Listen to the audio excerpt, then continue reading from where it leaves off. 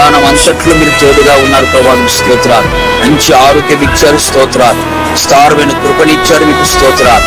ఆ ప్రాంతంలో బలపరిచి మీరు వాడుకున్నారు, మీకు స్తోత్రాలు.